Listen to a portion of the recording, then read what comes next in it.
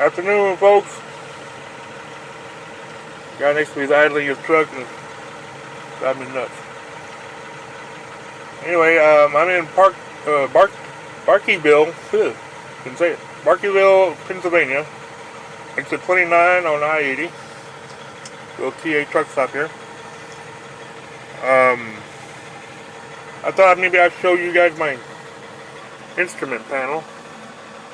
Maybe a little grand tour of the front of the truck. Never mind my garbage can. My potting system. Yeah, okay. Start over here, I guess. Down here we got a bunch of buttons and switches for lights and turn those off, matter of fact. Yeah, those pretty much all my lights, hazard lights and headlights, marker lights, all that stuff.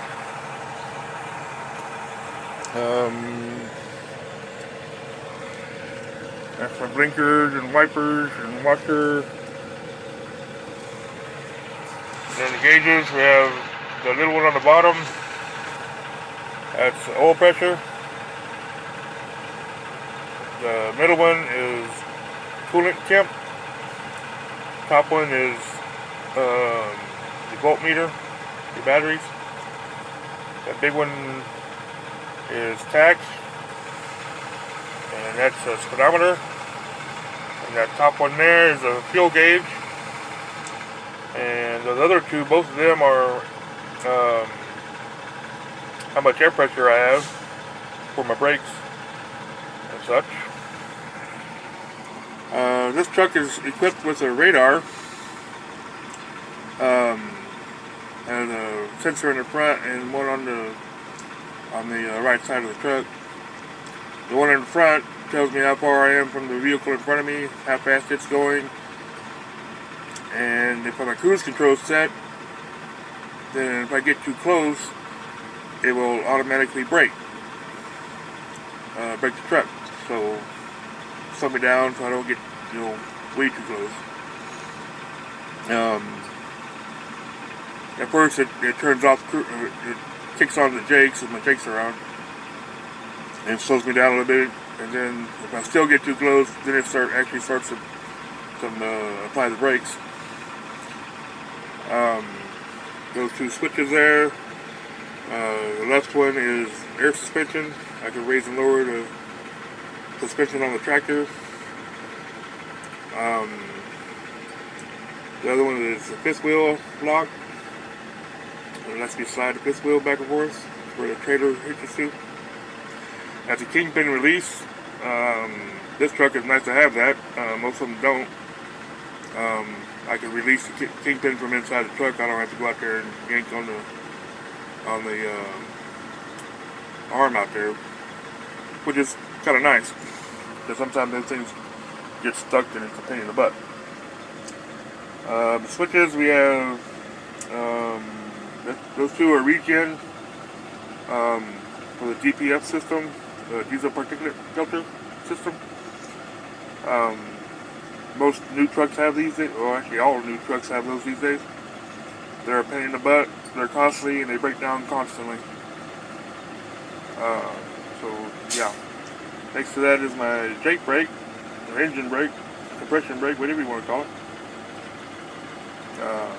Those two buttons are there for that. And those two buttons are cruise control. And I got my stereo, my AC. AC is still giving me problems. I changed the fuse. I had it going while the truck was running. It was doing alright. And then I shut the truck off and restarted it. And when I did, it blew the fuse. So I still don't know what the problem is with that. Down there are my parking brakes, both tractor and trailer. Those two switches. The left one is the differential lock. So if I start spinning out or anything, I can lock both axles back together. So I basically have 8-wheel drive. That one there is also for the kingpin release. I have to push that button and pull that plunger to release the kingpin. Those two gauges, that's a DEF.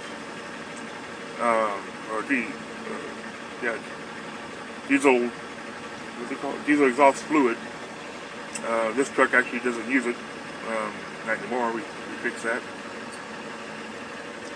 That is a air gauge that's for the airbags on the tractor suspension, on the drive suspension. Basically tells me how much weight's on the truck. If you know how to read that, I'm actually not too far from roast out on those axles. And then down here I got a bunch of wires in the way. All my chargers and stuff are in the way. So, get out of the way. These switches, you have a traction control. Those first two buttons are traction control. Then I actually have a light on the back of the cab. It's a work light. Shines back there. Then I got a couple of spare switches. One of those switches used to go to a hood ornament because it used to light up, but it doesn't anymore. Then I have the AC switch I can turn on off the bunk AC from up here, which is kind of nice to have sometimes. That's a bunk light I can turn on and off from up here, and a couple more spare switches. So that's that. This is my log book right there. Well, it's an iPad I use for my log book. Yeah. I'm not going to show that off because I can light it a little bit. My GPS. Currently have it set to walk out Iowa because I wanted to know what time I'd get there, and that's what time I would get there if I left right now. But I ain't leaving right now. That's the only thing I really use that for, is give me an ETA of where I'm going. I know how to get there, just I'd like to know about how long it'd be. So yeah, that's the truck, the cab anyway. I got lights up there, speaker. That little speaker right there is for the CB. Oh, by the way, where's my CB? Right there. Here's my CB. All shiny and new. So yeah, that's the cab. Anyway, I'm here in Barkerville. I'm going to take a little break here, try to find something to eat that's not too unhealthy. I think Linda Kay asked about healthy food. It's hard to find food in truck stops that's not junk. And then when you do, it's expensive. I'm trying to get more and more food from home and store in my refrigerator. I have a refrigerator and a microwave. The refrigerator's very small, doesn't hold very much, but I can usually pack a week's worth of food in it. So I'm trying to get more food from home and eat that way instead of buying stuff in the truck stop. I still splurge every now and then. I go in and buy me a donut or eat in the restaurant, but I try not to because it's expensive and it's not good for me. But I heard there was a doctor that said one time you should cheat once a week. So I do. Pardon me. Anyway, folks, I guess I will talk to you guys later. You guys have a good day.